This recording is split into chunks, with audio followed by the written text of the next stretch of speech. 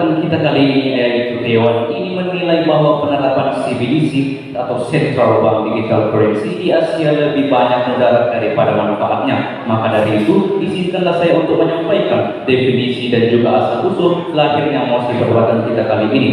Dewan Juri yang terhormat, sejatinya mosi perdebatan kita lahir karena semakin banyak negara di Asia yang mulai mengembangkan CBDC atau Central Bank Digital Currency, yaitu mata uang digital yang resmi diterbitkan oleh bank sentral yang digunakan layaknya sebagai uang fiat, berbeda dengan cryptocurrency yang bersifat terdesentralisasi. CBDC berada sepenuhnya di bawah otoritas negara. Negara seperti Tiongkok dengan CNY, India dengan digital rupiah, hingga Indonesia lewat proyek Garuda menunjukkan bahwa kawasan Asia Tengah tergerak ke arah digitalisasi sistem keuangan. CBDC sendiri memiliki dua jenis. Yang pertama, retail CBDC yang diperuntukkan bagi masyarakat umum untuk transaksi harian seperti yang diterapkan pada CNY di Tiongkok.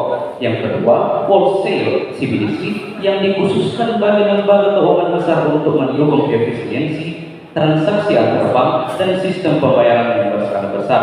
Memasuki argumentasi saya, namun Dewan Juri yang terhormat, walaupun banyak negara mulai bergerak ke arah CBDC, di sinilah letak kekhawatirannya. Banyak negara Asia yang masih menghadapi persoalan serius seperti infrastruktur digital yang timpang, rendahnya literasi keuangan digital, hingga potensi kontrol berlebihan oleh negara terhadap transaksi masyarakat.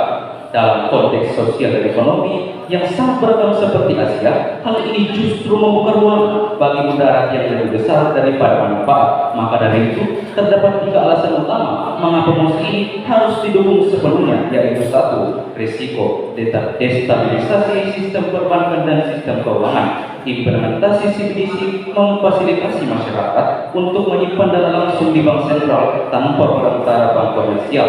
Kondisi ini yang berpotensi menyebabkan disintermediasi perbankan yang mengakibatkan likuiditas bank menurun dan risiko kegagalan bank meningkat. Berdasarkan laporan IMF tahun 2024 yang menyatakan ketika CBDC mulai menggantikan simpanan masyarakat di bank komersial, hal ini dapat mengurangi sumber daya utama bank. Akibatnya, bank akan kesulitan menjalankan fungsi penyaluran kredit. Risiko ini semakin besar di negara-negara yang sistem perbankannya belum tentu terlalu kuat dan masih bergantung pada simpanan. Tanpa desain dan regulasi yang tepat, penerapan CBDC justru bisa memicu tekanan likuiditas, bahkan krisis keuangan. Yang kedua, Dewan Juri yang terhormat, ketimpangan akses dan eksklusi finansial di Asia. Meskipun CBDC sering diklaim dapat meningkatkan inklusi keuangan, data terbaru Global Index tahun 2025 menunjukkan bahwa adanya kesenjangan digital yang besar di kawasan Asia. Sekitar 75% orang dewasa di negara berkembang kini memiliki akun keuangan, namun banyak yang belum memiliki akses digital yang memadai. Asia Timur dan Pasifik mencatat capaian tinggi, yaitu 86% penduduk dewasa memiliki smartphone dan juga 83% memiliki akun keuangan. Namun, masih ada sekitar 1,3 miliar orang dewasa di negara berpenghasilan rendah dan menengah yang belum memiliki akun, meskipun sebagian besar telah memiliki ponsel. Hal ini menunjukkan bahwa kepemilikan perangkat saja tidak cukup. Infrastruktur digital yang belum merata, literasi digital yang rendah, serta perlindungan konsumen yang terbatas. Beresiko menurunkan penerapan CBDC justru memperlebar ketimpangan akses, terutama di daerah pedesaan dan kelompok masyarakat sistem. Yang ketiga dan terakhir, Dewan Juri yang terhormat, resiko privasi dan pengawasan berlebihan. CBDC dapat membuka peluang pelacakan transaksi secara menyeluruh oleh otoritas seperti bank sentral dan pemerintah. Di banyak negara Asia yang belum memiliki regulasi perlindungan data yang memadai, hal ini bisa memicu resiko pelanggaran privasi dan penyalahgunaan data.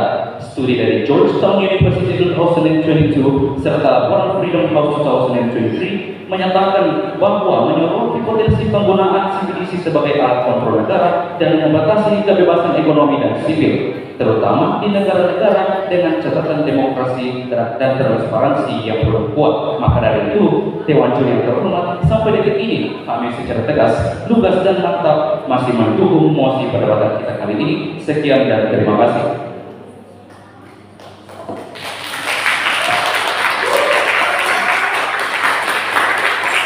Hadirin yang berbahagia, itulah audio paling yang telah disampaikan oleh Tipro, menyisakan waktu 32 detik.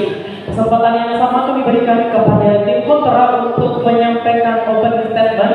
Waktu penyampaian 5 menit, toleransi waktu 20 detik. Waktu dimulai ketika kata pertama diucapkan.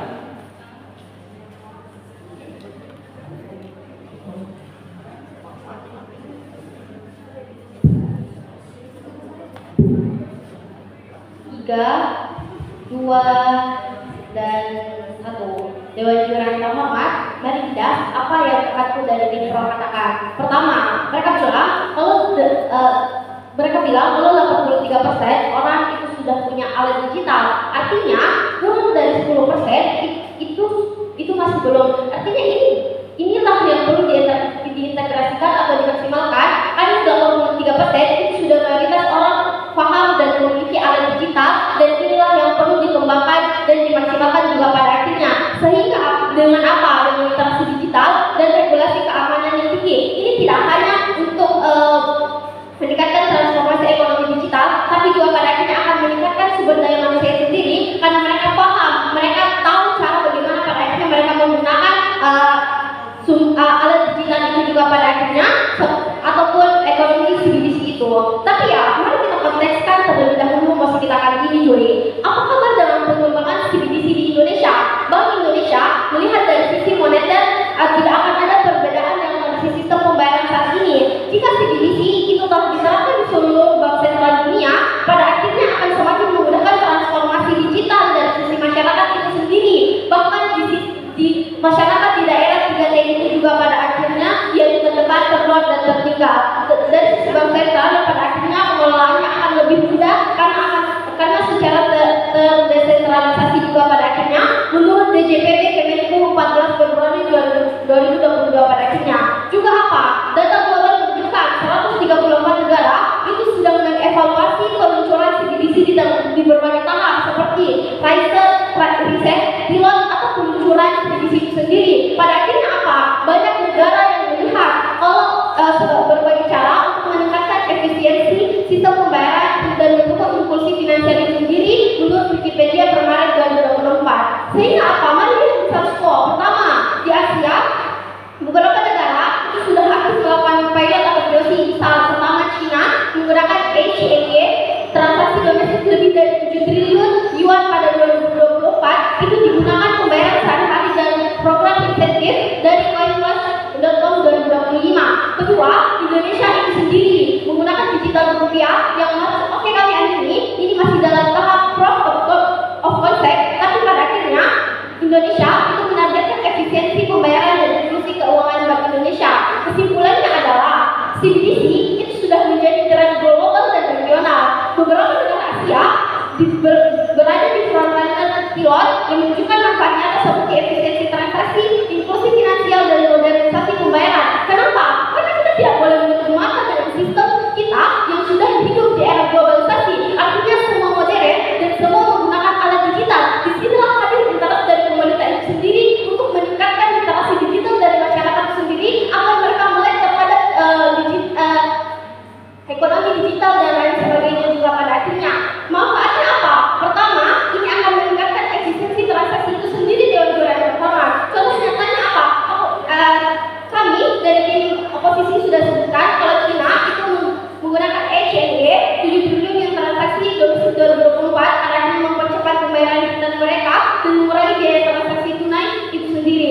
Analisisnya apa? Ketika sistem tradisional terkeluarkan, mahal dan terbatas, CBDC hadir dan memungkinkan instant settlement dan integrasi digital lintas kota menurut coinplus.com 2025. Juga apa? India menggunakan digital rupiah pilot 2025 menyebabkan lebih dari 7 juta pengguna di retail sandbox yang pada akhirnya banyak masyarakat Asia itu belum punya rekening bank CBDC yang memungkinkan mereka berpartisipasi dalam ekonomi digital tanpa bank tradisional. Sumbernya retail.com 2025. Sehingga apa? Argumentasi prinsip yang hadir di oposisi bagaimana pada akhirnya instrumen modern dan menjamin keadilan finansial dan inklusi masyarakat. CBDC itu meningkatkan akses finansial bagi masyarakatnya dan bahkan dan mempercepat pembayaran. Prinsip keadilan menuntut setiap warga memiliki akses ke sistem keuangan. Dia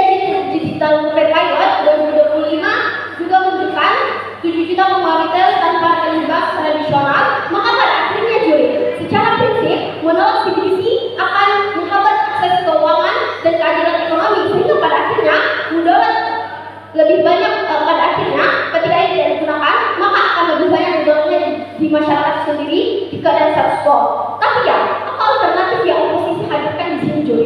Pertama, mudarat. Kami rasa mudarat itu bisa dikontrol. Justru pada akhirnya manfaatnya akan lebih signifikan. Risiko seperti ketimpangan digital, keamanan cyber atau kekurangan kepercayaan publik memang ada, itu kami amini. Tapi bisa digunakan dengan pilot program literasi digital dan regulasi yang ketat. Ada interest lebih yang hadir di komunitas dan dampaknya apa? Pertama, kita akan menjaga gerakan ekonomi. Kedua, kita mau untuk SDM kita maju juga pada akhirnya bangga.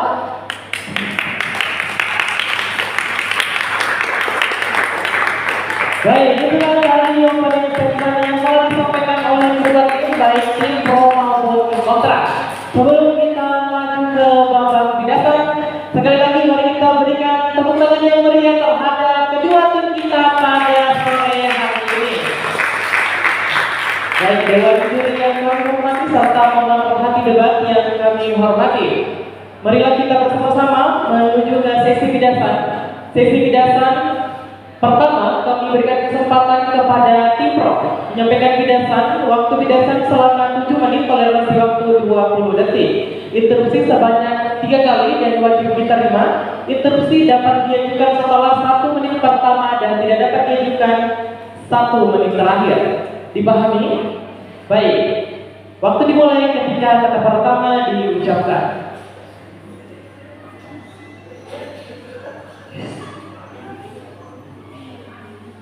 Dewan juri yang terhormat, moderator yang kami hormati, rekan berpikir kami dari tim kontra yang kami hargai. Sebelum memasuki ranah argumentasi saya, izinkanlah saya untuk membidas argumentasi tim kontra, yang dimana Dewan juri yang terhormat, tim kontra mengatakan CBDC meningkatkan inklusi keuangan. Inklusi keuangan tidak otomatis tercapai dengan CBDC. CBDC tetap butuh. Yang pertama, akses internet stabil. Apakah tim kontra menjamin setiap negara memiliki akses internet stabil? Yang kedua, perangkat digital. Dewan juri yang terhormat, pembicara ke-1 saya telah mengatakan bahwa terdapat beberapa orang yang tidak memiliki perangkat digital. Yang ketiga, literasi digital. Yang keempat, identitas digital resmi. Di banyak negara Asia, akses internet masih timpang dan kelompok miskin paling rentan justru tidak punya smartphone layak. Artinya, CBDC berpotensi memperlebar kesenjangan, bukan menutupnya. Dewan juri yang terhormat, kedua, tim kontra mengatakan CBDC mempercepat pembayaran lintas batas. Dewan juri yang terhormat, kecepatan lintas batas tidak membutuhkan CBDC. Negara Asia sudah membuktikan, yakni yang pertama, kris Indonesia, Malaysia, Thailand sudah interoperable.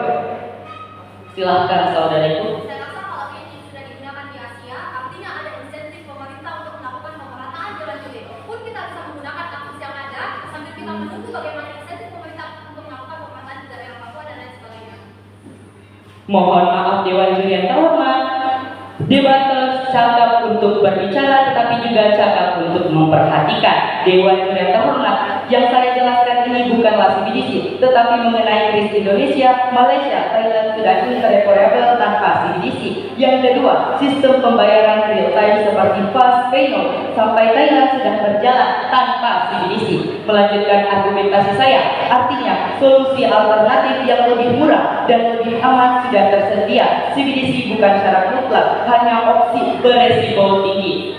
Selanjutnya, Dewan juri yang terhormat, tim kontra mengatakan CBDC adalah masa depan pada era globalisasi sekarang, yakni Dewan juri yang terhormat, inovasi yang baik haruslah relevan, aman dan layak. CBDC hingga kini belum terbukti memberikan manfaat unik, malahan menciptakan resiko baru dapat digantikan oleh teknologi yang lebih aman. Mengikuti tren tanpa analisis resiko hanya membuat Asia membeli masalah baru yang tidak perlu. Kemajuan bukan soal ikut-ikutan, tetapi memilih inovasi yang tepat. Dewan juri yang terhormat, masuk dalam ranah argumentasi saya, yakni yang pertama, risiko privasi dan penyalahgunaan kekuasaan.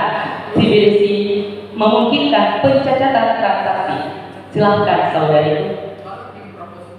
Kalau pada akhirnya tim proposisi mengatakan bahwa bentuk daripada CBDC itu adalah bentuk solusi yang tidak sesuai dan relevan pada konteks dunia pada saat ini, lantas mengapa negara terbesar di Asia menggunakan sistem CBDC, bahkan menjadi pelopor pertama yaitu China itu sendiri? Terima kasih. Mohon maaf Dewan Juri yang terhormat, instruksi dari Inkontra saya tidak dapat memahaminya karena waktu mereka habis. Izinkanlah saya untuk melanjutkan argumentasi saya yang di CBDC pencatatan transaksi terpusat di satu institusi yaitu negara, tidak seperti uang tunai yang anonim. CBDC secara desain harus dapat dilacak untuk pencegahan kejahatan. Masalahnya, Asia bukan wilayah yang homogen dalam hal demokrasi, transparansi maupun perlindungan data. Artinya, potensi pengawasan massal, pembekuan akun sepihak, pelacakan kegiatan ekonomi pribadi, potensi penyalahgunaan untuk kepentingan non-ekonomi. Studi empiris atas uji coba ECNA di Tiongkok menunjukkan bahwa kekhawatiran privasi adalah penghambat terbesar adopsi. Ini menunjukkan bahwa CBDC memang menciptakan tekanan privasi yang nyata. Dewan Juri terhormat, selanjutnya ancaman geopolitik dan ketergantungan antar negara. Contoh nyatanya yakni ekspansi ECNA lintas batas. Ini menunjukkan bahwa CBDC dapat menjadi instrumen pengaruh geopolitik antar negara. Bagi negara kecil dan menengah di Asia, tekanan untuk mengadopsi atau kompatibel dengan CBDC negara besar akan: satu, melemahkan kedaulatan moneter. Yang kedua, membuat negara. Silakan saudari. Ketika mereka bilang kalau CBDC itu modalnya lebih banyak, lalu apa yang hadir di sisi mereka? Apakah itu CBDC atau hal lain juga? Karena kami rasa dari satu mereka tidak hadir, artinya mereka mendukung posisi kami juga pada akhirnya. Terima kasih atas instruksinya. Dewan Juri yang terhormat, kami akan memaparkan solusi kami di closing statement nanti. Kami memiliki solusi yang terbaik daripada CBDC. Izinkanlah saya untuk melanjutkan argumentasi saya.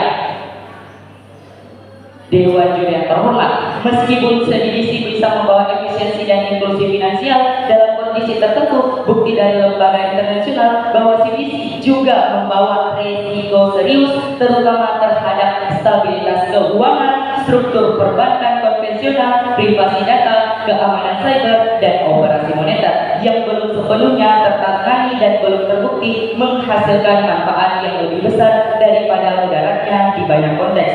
Yakni yang pertama, Dewan Juri yang terhormat, CBDC mengancam stabilitas perbankan, disintermediasi dan bank digital. CBDC memberi warga opsi menyimpan uang langsung di bank sentral bukan di bank komersial. Akibatnya Dewan Juri yang terhormat, bank kehilangan sumber dana murah, biaya kredit naik, masyarakat bisa menarik uang dari bank dalam hitungan detik, bank digital. Stabilitas sistem keuangan dapat runtuh sangat cepat. Dewan Juri yang terhormat, selanjutnya fakta dari laporan BIS dan IMF menciptakan CBDC secara inheren menimbulkan resiko disintermediasi dan mempercepat bangkrut, terutama di negara dengan bank yang tidak kuat modalnya yang terdapat banyak di negara Asia. Selanjutnya Dewan Juri yang terhormat, studi akademik kriminal ECNA di Tiongkok menunjukkan privasi adalah kekhawatiran terbesar pengguna. Ini bukti nyata, bukan teori.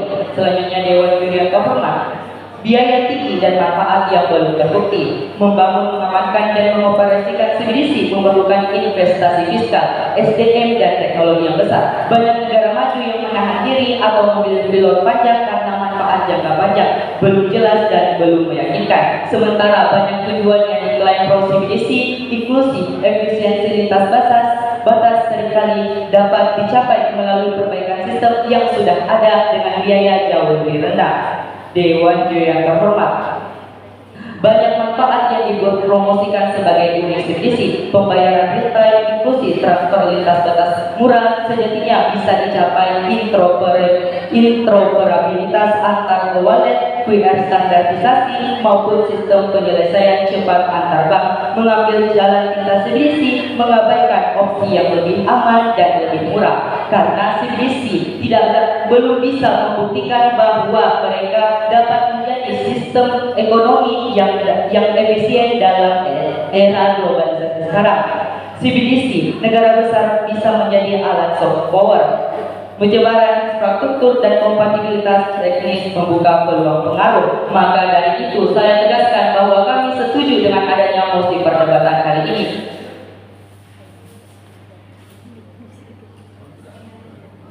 Baik, hadirin yang berbahagia,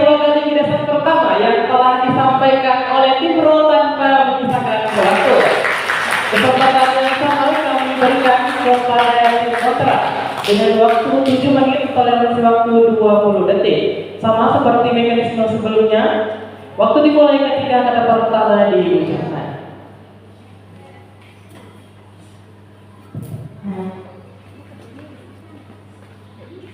3, 2, 1. Juri, dua garis perbedaan besar pada perdebatan kali ini. Dari tadi, yang kita perdebatkan adalah bentuk mudarat dan manfaat yang mana kan lebih besar. Sedari tadi, tim kontra memberikan pernyataan kepada Anda bahwa kami menerima hal-hal mudarat yang dihadirkan pada sisi pro. Tapi kami juga mengatakan kepada Anda bahwa itu tidak sebesar itu seperti yang dikatakan oleh pembicara satu saya. Tetapi mereka berpikir secara terlalu distopis. Mereka terlalu menutup mata tentang manfaat yang kami paparkan dari pembicara satu kami. Jadi saya rasa dua garis pembesarnya adalah mereka tidak pernah melihat bagaimana kasus yang ada di sisi kami, sedangkan kami mengamini kasus yang ada di sisi mereka dan menyatakan kepada juri bahwa ini tidak apa-apa sama sekali. Tapi ya, mari kita jabarkan kepada juri apa kesalahan dan kekurangan daripada sisi pro itu sendiri. Satu, klaim mereka tentang Indonesia telah punya CBDC pada opening statement mereka, yaitu proyek Garuda itu sendiri. Ini tidak ada landasan sama sekali. Karena ya, pada akhirnya bukti konkret Indonesia punya CBDC tidak pernah mereka hadirkan. Malahan pembicara satu kami dari sisi pro telah menghadirkan kepada Anda bahwa Indonesia masih dalam tahap proof of concept. Ini dikutip dari Bank Indonesia tahun 2022. Artinya Indonesia belum mengadopsi yang namanya sistem CBDC, masih dalam tahap konsep itu sendiri. Jadi konseptualisasi mereka itu sudah salah dari awal. Dua, kalau pada akhirnya tim pro mengkhawatirkan tentang infrastruktur yang belum merata, saya rasa CBDC hadir hanya sebagai opsi tambahan untuk hak bentuk efisiensi. Tunggu, artinya CBDC tetap bisa terrealisasi dan ini hanya akan menjadi opsi tambahan. Artinya orang-orang pada status quo akan tetap bisa menggunakan uang tunai dan CBDC itu hanyalah opsi tambahan. Silahkan. Dewan juri yang terhormat, bagaimana kami dari tim pro dapat mengamini bahwa manfaat CBDC lebih besar daripada mudaratnya, padahal kita ketahui bahwa manfaat dari CBDC belum bisa terbukti pada dunia nyata. Sekian dan terima kasih. Oke, lantas Anda meremehkan negara Cina yang sudah mengadopsi CBDC sendiri. Bahkan Cina adalah salah satu negara yang menjadi pelopor CBDC itu sendiri, pertama di Asia dan bahkan di dunia. Berarti tim pro itu meremehkan negara Cina yang telah mengadopsi ini. Dan ini buktinya dan terbukti pada pembicara satu Soviet yang menjelaskan bahwa bagaimana pada akhirnya bentuk ICNY itu bisa berdampak secara positif pada masyarakat di sana. Tapi saya akan jelaskan ini pada isi argumentasi saya. Mari lanjut. 3, mereka khawatir tentang literasi digital yang sudah rendah. Kami rasa di banyak negara mereka tidak asal-asalan mengeluarkan kebijakan sebelum uji coba itu sendiri. Bahkan sekelas Cina yang menjadi negara terbesar di Asia, itu masih melakukan yang namanya uji coba secara nasional dan pengenalan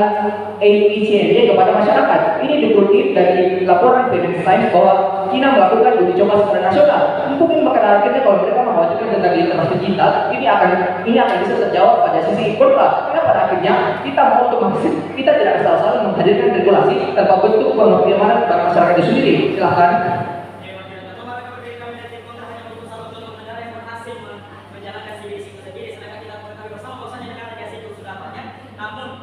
Namun tingkat egois keuangan dan stabilitas moneter negara itu setiap negara itu berbeda tidak setiap. Terima kasih. Ini akan saya jelaskan dalam argumentasi saya di bagian policy transfer teori. Mari lanjut. 4. Mereka mengatakan CBDC mengancam stabilitas negara. Sadari, konteks stabilitas negara itu diukur dari seberapa cepat mereka mengikuti digitalisasi dan perkembangan zaman. Bukan adopsi dia akan regulasi seperti yang mereka kira bahwa ini hadir pada sisi kontra itu sendiri. Karena pada akhirnya bentuk stabilitas negara itu bisa terjaga. Kalau pada akhirnya negara itu mau untuk mengadopsi dan mengikuti perkembangan zaman, pada akhirnya kalau mereka tidak mau untuk melihat bagaimana zaman itu bereaksi, maka negara itu akan menjadi stagnan pada akhirnya. Menjawab introduksi dari saudaraku, juri, pada akhirnya ada yang namanya policy transfer teori yang mengatakan bahwa negara bisa belajar dari kebijakan negara lain atau mengambil inspirasi bahkan meniru kebijakan dalam penyelesaian lokal itu sendiri dengan banyak pertimbangan tentunya. Dalam konteks CBDC atau Central Bank Digital Currency, Cina menjadi model rujukan atau benchmark CBDC untuk negara lain. Cina adalah negara pertama di Asia bahkan di dunia yang melakukan uji coba CBDC berskala besar seperti yuan digital dan ICNY contohnya. India mengembangkan digital rupee dengan terinspirasi dari konsep retail CBDC China pada akhirnya. Thailand dan Singapura menguji konsep CBDC setelah studi banding dengan Cina pada akhirnya. Jadi saya rasa kalau mereka khawatirkan bahwa negara Asia itu punya banyak negara pada akhirnya dengan konteks yang berbeda, saya rasa telah ada yang namanya politik transfer teori. Pada akhirnya pemerintah tidak asal-asalan tunggu, tidak asal-asalan mengambil kebijakan dari sebuah negara, tapi akan banyak pertimbangan dengan menyesuaikan konteks lokal. Silakan.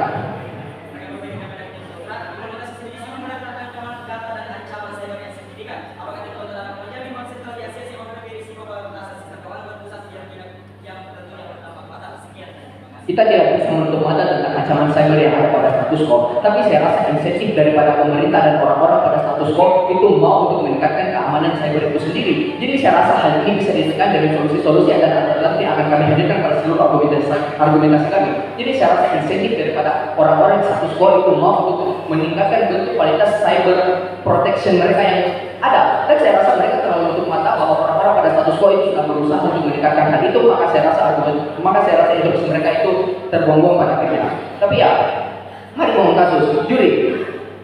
Apa sebenarnya beban yang dibawa pada sisi oposisi? Oposisi membawa dua beban simpel. Satu, kami akan membuktikan kepada Anda, kami akan membuktikan kepada juri bahwa bentuk CBDC lebih banyak manfaatnya. Dua, kami akan meruntuhkan seluruh counter lawan tentang bagaimana CBDC itu memberikan banyak mudarat dalam seluruh argumentasi saya. Satu, manfaat CBDC yang strategis dan signifikan. A, efisiensi dan kecepatan transaksi. Dewan juri, CBDC memungkinkan transaksi digital secara langsung, real time, dan lintas bank tanpa perantara tradisional. Ini mengurangi biaya administrasi, mempercepat perputaran uang, dan menurunkan ketergantungan pada uang fisik. Contohnya, gagasan rupiah digital oleh Bank Indonesia dirancang untuk mempercepat transfer antar bank di seluruh Nusantara. Dalam praktiknya, transaksi lintas bank yang sebelumnya memakan waktu 1-2 hari, ini bisa selesai dalam beberapa detik. Artinya, ekonomi berputar lebih cepat, efisiensi itu meningkat, dan biaya transaksi itu menurun secara drastis. Ini adalah bentuk konsep yang sedang dirancang oleh Indonesia itu sendiri. Maka pada akhirnya Indonesia itu masih dalam tahap rancangan sendiri. B,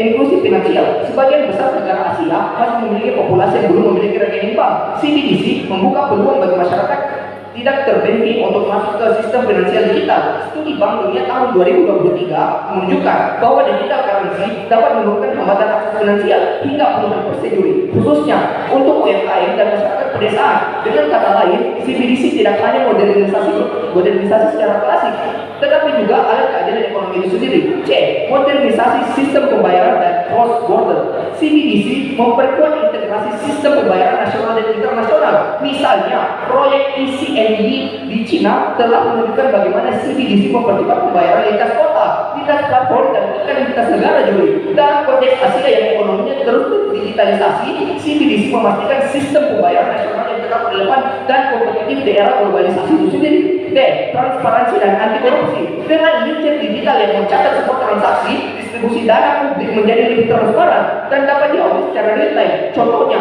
bantuan sosial atau subsidi pemerintah bisa langsung tercatat, sehingga potensi kebocoran dan korupsi itu menurun. Pada akhirnya, laporan akademik menekankan bahwa CBDC dapat menjadi alat pengawasan fiskal yang sehat jika dikombinasikan dengan mekanisme audit independen itu sendiri. Itu dikutip dari lewat Direktorat tahun 2023, sehingga saya rasa bentuk daripada manfaat bentuk CBDC ini di konteks Asia itu bisa lebih masif untuk terjadi dan maka menjadi sisi kontra.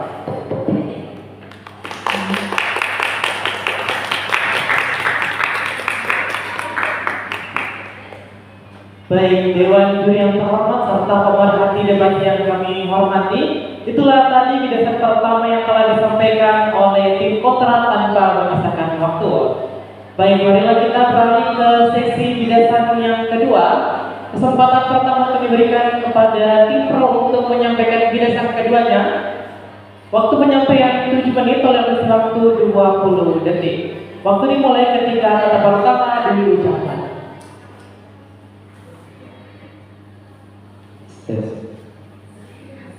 Dewan Juri yang terhormat, rekan berpikir kami dari tim kontra, moderator yang kami hormati, serta audiens yang berbahagia. Sebelum masuk ke ranah argumentasi dari kami, maka kami akan terlebih dahulu memidas logical policy yang telah disampaikan oleh rekan berpikir kami dari pihak kontra. Yang dimana pihak kontra telah menyatakan bahwasanya CBDC akan meningkatkan inklusi keuangan, tetapi klaim tersebut mengabaikan fakta bahwa negara-negara Asia justru menunjukkan kesenjangan literasi digital yang sangat signifikan. Data dari UNESCO 2024 menunjukkan bahwa rata-rata kemampuan literasi digital pemuda di Asia Tenggara sementara menunjukkan bahwasanya berkisar 32%. Dan di mana ini jauh di bawah standar adopsi teknologi finansial yang aman. Artinya dorongan penerapan CBDC hanya akan membuka celah eksklusif baru bagi kelompok masyarakat yang dimana tidak siap sama sekali. Oleh karena itu, argumen mereka tentang peningkatan akses justru bertentangan dengan realitas kesiapan masyarakat.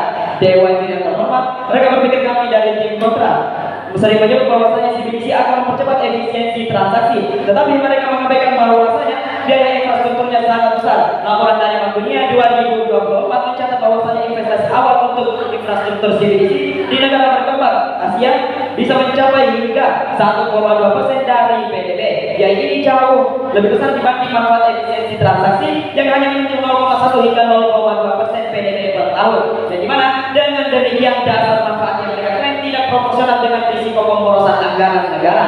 Dewan Juri yang terhormat melanjutkan argumentasi dari kami bahwasanya CBDC membawa potensi risiko privasi terbesar dalam sistem keuangan modern. Yang dimana karena otoritas moneter dapat melacak seluruh transaksi individu. Laporan dari Human Rights Watch 2024 mencatat bahwasanya negara-negara dengan regulasi data luar di Asia rawan penyalahgunaan. Silakan saudariku.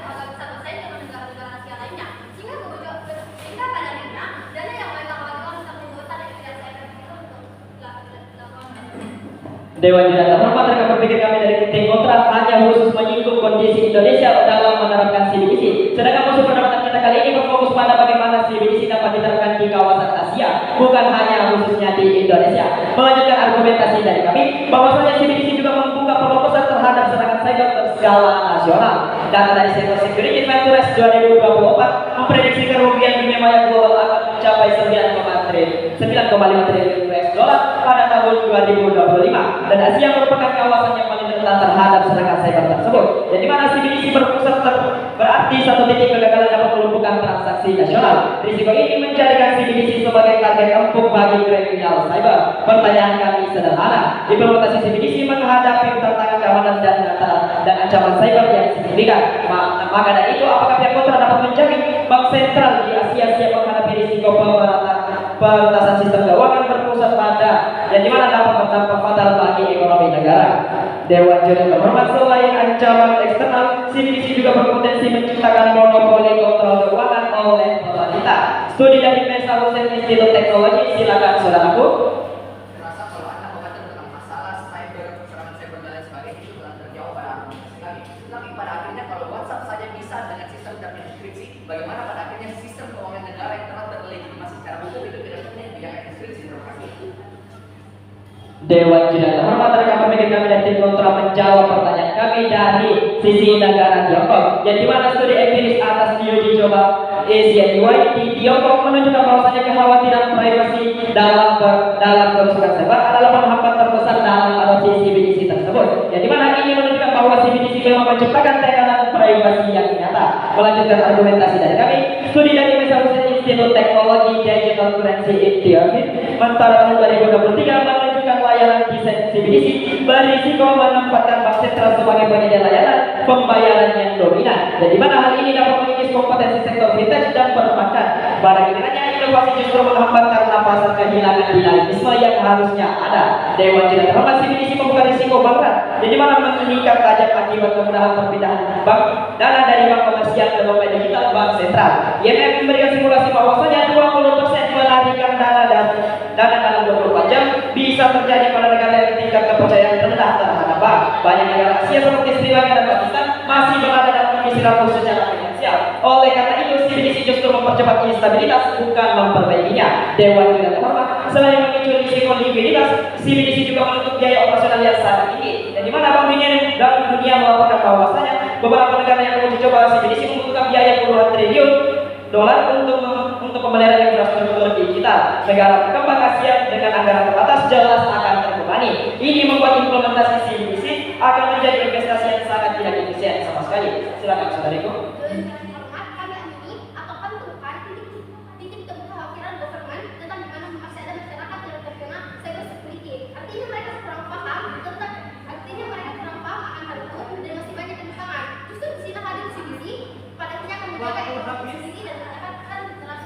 Dewan Juri terhormat rekan berpikir kami dari tim kontra hanya berputar-putar pada beberapa masalah saja. Sedangkan kami hadir membawa 10 masalah utama atau 10 mudarat utama dari adanya CBDC tersebut yang akan kami rangkum dalam argumentasi dari kami. Dan di mana CBDC berpotensi mengurangi kebebasan ekonomi karena setiap transaksi tercatat secara real time. Transparansi Internasional 2024 mencatat bahwasanya negara dengan skor korupsi terendah di Asia berisiko menggunakan CBDC sebagai alat kontrol ekonomi yang represif. Dan di mana situasi ini dapat melemahkan kepercayaan publik pada pemerintah. Dan di mana kepercayaan ini akan melemah dan menurunkan efektivitas kebijakan moneter di suatu negara. Dan tentunya ini merupakan suatu hal negatif dan tentunya dapat mempengaruhi kebijakan ekonomi suatu negara.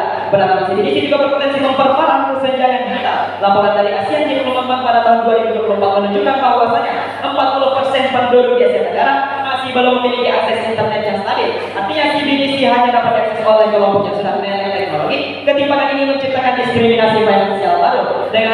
Dengan diterapkannya CBDC bukan hanya menciptakan manfaat, namun menciptakan mudarat yang lebih banyak sama sekali. Dewan Juri yang terhormat, CBDC tidak memberikan solusi signifikan terhadap kejahatan keuangan seperti pencucian uang. Dan di mana Interpol 2024 mencatat bahwasanya kejahatan digital justru meningkat di negara yang memperluas sistem transaksi elektronik termasuk CBDC. Secara anonimitas tetap dapat dieksploitasi melalui teknologi blockchain lain di luar CBDC. Dan di mana dengan demikian CBDC bukan menjadi jawaban atas masalah kriminal keuangan.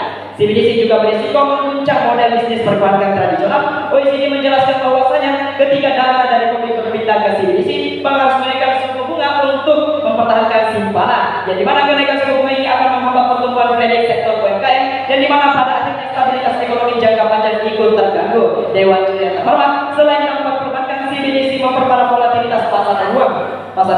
Penelitian dari Bank Sentral Indonesia, penelitian dari Bank Sentral Dunia 2023 menunjukkan bahwasanya CBDC dapat mempercepat pergerakan modal spekulatif. Dan di mana negara-negara Asia masih sering mengalami capital flight akan masih berdampak. Hal ini membuat CBDC menjadi katalis gejolak pasar. Dan inilah yang sama sekali sulit dipahami oleh rekan berpikir kami dari tim kontra. Dan di mana kami tegaskan sekali lagi, selain manfaatnya, namun CBDC memiliki banyak sekali mudarat. Dan di mana pertama, menurunkan inklusi keuangan, kedua, memperlemah stabilitas moneter, ketiga, biaya infrastruktur yang tinggi, empat, risiko privasi tersebar, lima, peluang besar yang serangan cyber, enam, monopoli keuangan yang diatur langsung oleh pemerintah, pasar kehilangan dinamisme, delapan, risiko bank yang dapat meningkat, sembilan, risiko likuiditas, dan 10, memperparah kesenjangan digital. Dan di mana rekan kami dari tim kontra menyatakan ini tidak sebesar itu. Sekian dan terima kasih.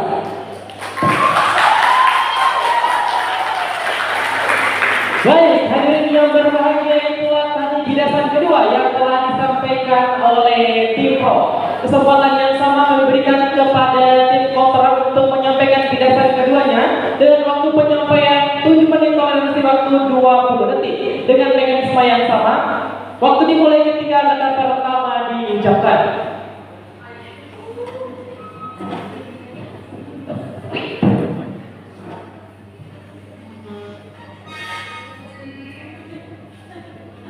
Tes 3, 2, dan 1. Sebelum kita masuk ke dalam konteks, beberapa respon untuk rekan tim pro. Pertama, kalau Pro bilang resiko privasi dan kontrol pemerintah terlalu tinggi, tapi ada dua respon yang berbeda. Pertama, ini tidak benar, karena saya rasa di semua sistem digital risiko privasi itu memang ada. Tapi banyak negara Asia seperti India, Vietnam, dan lain sebagainya itu sudah mengembangkan sistem privasi berbasis enkripsi dan proteksi data dengan domain. Misalnya, transaksi kecil itu bisa tetap anonim, sementara pemerintah hanya melihat data mereka untuk pengendalian ekonominya. Tapi yang kedua, ini tidak terlalu penting Dewan Juri, karena di konteks Asia itu fokus utamanya adalah bagaimana inklusi keuangan dan efisiensi transaksi, dan itu sudah dibuktikan akan ada di sisi kontra. Tapi yang kedua, kalau Pro bilang kontrol sosial dan kebebasan ekonomi itu terbatas, dua respon. Pertama, A, ini tidak benar, karena dengan sistem desain yang tepat seperti transaksi anonim untuk jumlah kecil dan proteksi data end-to-end, rakyat akan tetap bisa menggunakan uang mereka secara bebas untuk kebutuhan sehari-hari mereka Dewan Juri. Tapi yang kedua, ini tidak eksklusif, karena manfaat seperti inklusi keuangan, efisiensi transaksi, dan akses layanan langsung ke bantuan sosial itu hanya akan bisa tercapai di sisi kita jika pemerintah memiliki kontrol tertentu. Artinya ini membuktikan kalau kontrol yang akan ada di sisi kita itu akan bagus untuk menekan bagaimana pada. Oke, silakan.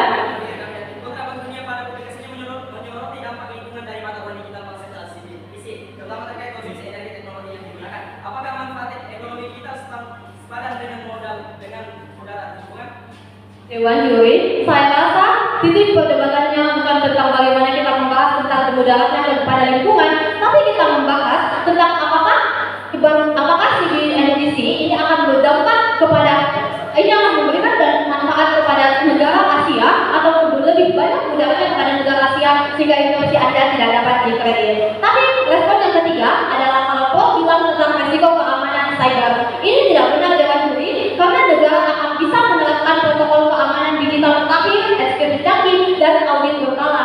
Bahkan WhatsApp dan media sosial pun pemerintah bisa lakukan seperti security. Kenapa dengan CBDC atau bagaimana pada akhirnya uang-uang yang ada di masyarakat uang-uang masyarakat yang ada di pegang negara itu pemerintah tidak dapat jaga Dewan Juri. Tentu keamanan cyber ada insentif pemerintah untuk menjaganya. Tapi yang keempat, kalau mereka khawatirkan tentang infrastruktur yang belum merata, saya rasa CBDC dirancang bertahap dan fleksibel Dewan Juri. Misalnya apa? Ini dimulai di perkotaan atau di daerah dengan infrastruktur yang memadai. Sambil kita atau negara itu membangun ekosistem digital di daerah pedesaan. Kenapa ini efektif? Karena ini akan menjawab kekhawatiran rekan tahan. Ini akan menjawab kekhawatiran rekan Pemkot tentang bagaimana pada akhirnya masyarakat yang berada di daerah 3T di sana itu tidak dapat mengakses hal ini karena infrastruktur yang belum merata Dewan Juri. Silakan.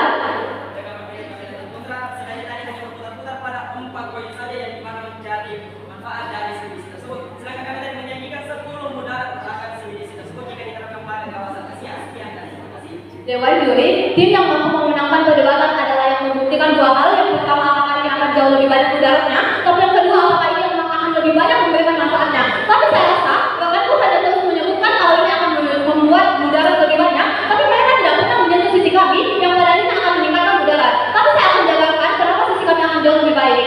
Saya akan jelaskan kenapa ini justru jauh lebih banyak manfaatnya. Pertama, ini akan mempercepat inklusi keuangan. Banyak negara Asia, terutama negara yang berkembang, itu masih memiliki masalah serius dalam akses ke sistem keuangan formal Dewan Juri. Sejumlah masyarakat, terutama di daerah pedesaan atau di daerah terpencil, itu tidak memiliki rekening bank atau akses mudah ke layanan perbankan. Mereka itu bergantung pada uang tunai Dewan Juri yang seringkali sulit disimpan dengan aman dan tetap hilang atau dicuri. Hal ini akan membatasi kemampuan mereka untuk menabung, untuk menerima bantuan sosial dan bahkan akan membayar tagihan. Tapi di sini CBDC masuk sebagai solusi. Dengan mata uang digital resmi dari bank sentral, warga dapat menyimpan dan menggunakan uang secara digital melalui ponsel atau perangkat sederhana. Ini akan memungkinkan bagaimana pemerintah itu akan menyampaikan bantuan sosial, subsidi atau stimulus ekonomi secara langsung kepada masyarakatnya. Sebagai contoh, program bantuan di Cina itu menggunakan ICI yang telah memungkinkan keluarga berpendapatan rendah menerima dana langsung ke ponsel mereka, mempercepat akses dan bahkan mengurangi resiko penyalahgunaan yang akan ada di sisi mereka. Silahkan.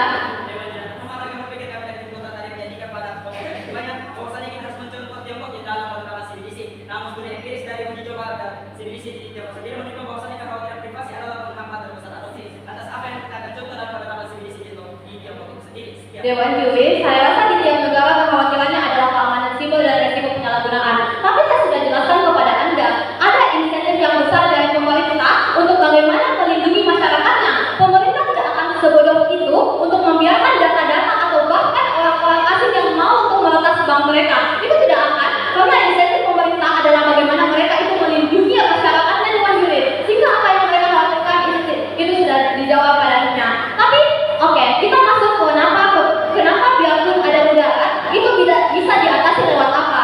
Meskipun CBDC membawa resiko seperti potensi pengawasan berlebihan, gangguan sistem perbankan dan serangan siber. Banyak dari resiko ini dapat diminimalkan melalui dasar teknologi, regulasi, dan infrastruktur yang tepat. Misalnya apa? Masalah privasi itu bisa diatasi dengan sistem privat berbasis enkripsi, di mana transaksi rahasia itu tetap terlindungi dan pemerintah itu hanya melihat data agregat untuk pengaturan ekonomi mereka tanpa menyasar individu secara langsung. Dengan demikian, kebebasan finansial akan tetap dijaga meskipun transaksi digital itu tercatat di sisi kita. Tapi Dewan Juri, gangguan pada bank tradisional itu juga bisa dikurangi dengan model hybrid, di mana CBDC tidak menggantikan rekening bank, tetapi mereka itu berjalan bersamaan dengan sistem perbankan. Nasabah akan tetap menaruh uang di bank akan tetap bisa menyalurkan kredit, dan masyarakat akan tetap mendapatkan keuntungan dari transaksi transaksi digital yang cepat dan murah dengan banyak pengetahuan. Saya sedang menjelaskan kepada Anda bagaimana pada akhirnya manfaat-manfaat yang akan ada di sisi kita, yaitu transaksi akan lebih mudah, cepat, dan transparan. Karena salah satu keuntungan utama CBDC adalah bahwa semua transaksi itu dapat dilakukan secara digital dan langsung tercatat di sistem bank sentral tanpa perlu perantara seperti bank atau pihak ketiga yang akan memungkinkan penyalahgunaan akan ada di sistem mereka dengan juri.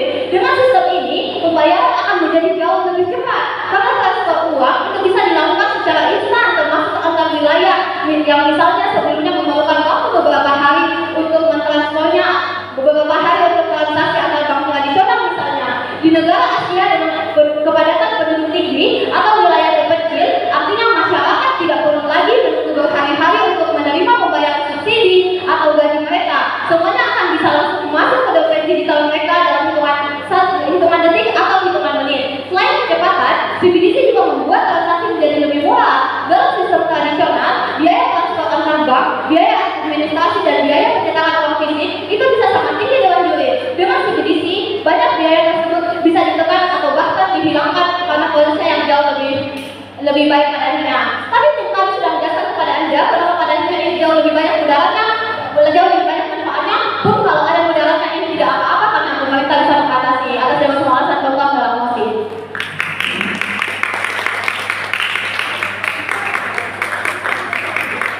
Baik, Dewan Juri yang terhormat, pemerhati debat yang kami hormati. Itulah tadi penjelasan kedua yang telah disampaikan oleh tim kontra tanpa menyisakan waktu. Sebelum kita beralih ke sesi terakhir yakni sesi closing statement, sekali lagi mari kita berikan aplaus yang meriah kepada kedua tim kita pada sore hari ini. Baik, hadirin yang berbahagia, tibalah kita pada akhir sesi perdebatan kita pada match kali ini. Baik, marilah kita memasuki sesi closing statement. Waktu penyampaian 2 menit tanpa toleransi waktu, tanpa interupsi. Kesempatan pertama kami berikan kepada tim kontra untuk menyampaikan closing statement. Waktu dimulai ketika kata pertama diucapkan.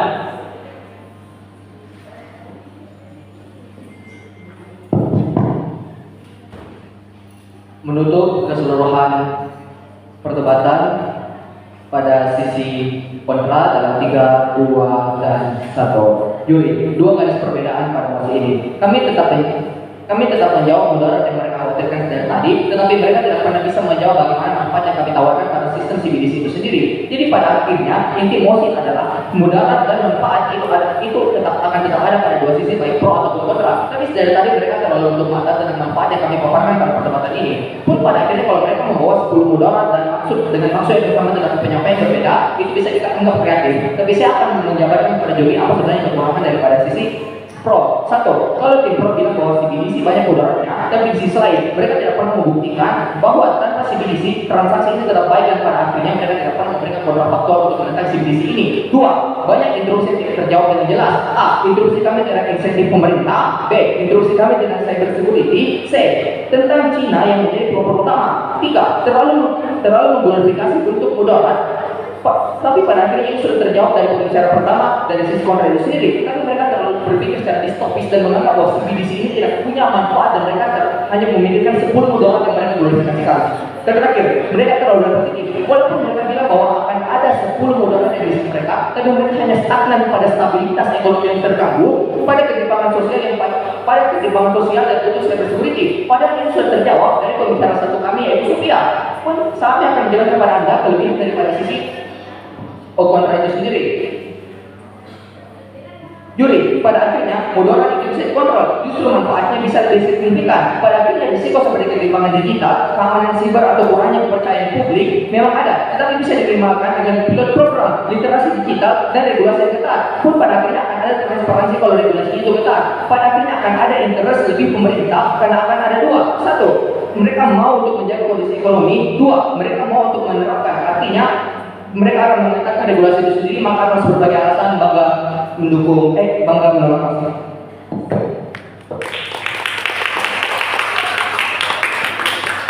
Baik, hadirin yang berbahagia, itulah tadi closing statement statement yang telah disampaikan oleh tim kontra tanpa menyisakan waktu.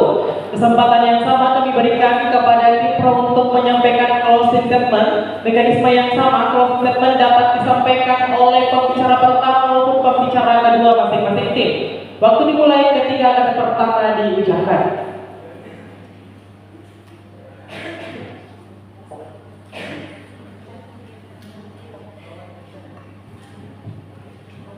Jalan-jalan bersama teman, bertemu juri dan rupawan.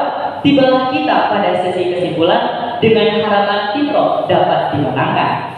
Dewa juri yang terhormat, sebelum memasuki ranah kesimpulan kami, izinkanlah saya untuk membidas argumentasi tim kontra, yang dimana mereka mengatakan bahwa udara lebih besar daripada manfaat. Mereka mengatakan tidak apa-apa, berarti mereka mengamini posisi kami bahwa udara lebih banyak dibanding manfaat. Dewa juri yang terhormat, mereka hanya menjelaskan 4 manfaat dan melupakan mudarat lainnya. Padahal kami mengkhawatirkan 10 mudarat, tetapi mereka hanya memaparkan 4 manfaat, padahal manfaat tidak dapat menutupi mudarat tersebut.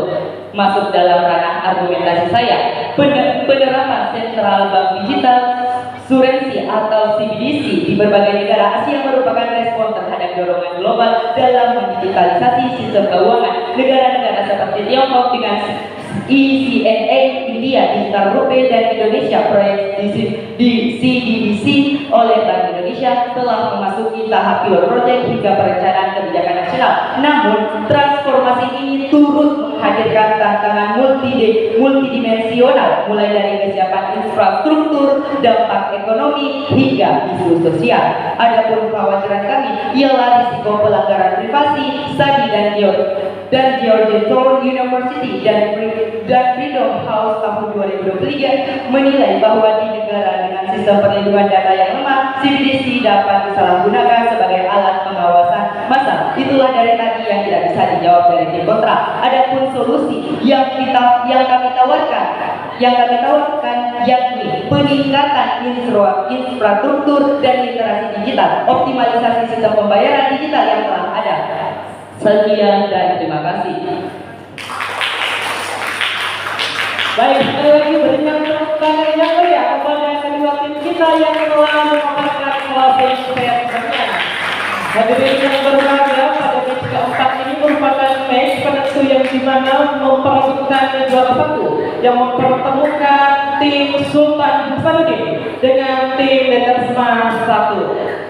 Baik, sebelum meninggalkan area perdebatan, kami sampaikan kepada kedua tim untuk perdebatan terlebih dahulu.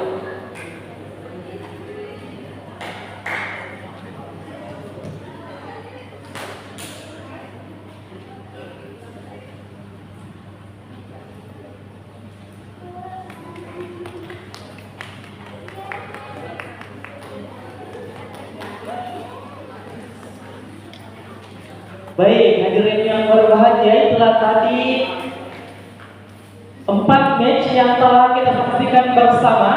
Pada match ketiga, yakni memperebutkan juara 3, yang mempertemukan tim Detersma 2 dengan tim Kan, dan match keempat mempertemukan tim Sultan Hasanuddin dan Detersma 1 untuk memperebutkan juara 1. Baik, hadirin yang berbahagia, sebelum kami menyampaikan mekanisme awarding pada tanggal 13, maka kami akan memberikan kesempatan kepada Dewan Juri kita untuk memberikan adjudikasi verbal terhadap keseluruh peserta kita pada sore hari ini. Dengan waktu per Dewan Juri yakni 5 menit. Dan sekali lagi kami sampaikan kepada seluruh peserta untuk naik ke atas panggung untuk mendengarkan adjudikasi verbal dari Dewan Juri kita pada sore hari ini.